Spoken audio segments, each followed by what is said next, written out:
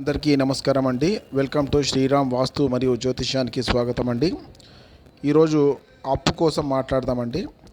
ప్రతి ఒక్కరి జీవితంలో అప్పు చేస్తారండి. ఇంటి కోసం అప్పు చేస్తారు, వెహికల్ కొనడానికి అప్పు చేస్తారు, పిల్లల చదువు కోసం అప్పు చేస్తారు.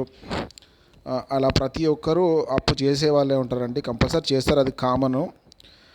కొంతమంది చేయి బదులు చేస్తారు, బ్యాంకులో లోన్లు తీసుకుంటారు, కొంతమంది వడ్డీకి తీసుకొని వాళ్ళకు వడ్డీ కడతా ఉంటారు.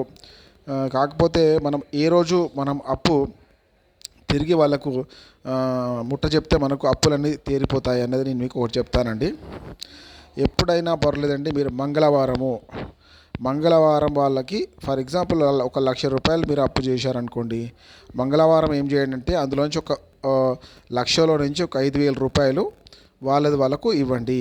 మంగళవారం మాత్రమే ఇవ్వండి, వడ్డీ ఇవ్వద్దండి. మంగళవారం ఎప్పుడు వడ్డీ ఇవ్వద్దు ఎవరికి.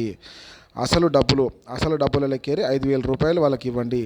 సార్ మేము 5,000 ఇచ్చినాం సార్, ఇంకా మాది 95,000 రూపాయలు మాకు బ్యాలెన్స్ ఉంది అని చెప్పండి.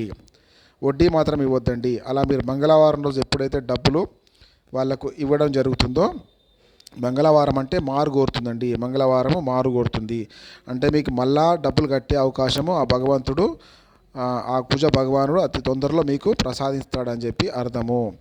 ఇంకొకటండి, మీరు మంగళవారం రోజు అప్పు ఎలా తీరుస్తున్నారో అదే మంగళవారం రోజు ఖచ్చితంగా సుబ్రహ్మణ్య స్వామి పూజ చేసుకోండి. ఎర్ర వస్త్రాలు ధరించండి, సుబ్రహ్మణ్య స్వామికి అభిషేకం చేసుకోండి. అప్పులు అతి తొందరలో మీ అప్పులన్నీ తీరిపోయే మార్గం మీకు ఆ భగవంతుడు చూపిస్తాడు.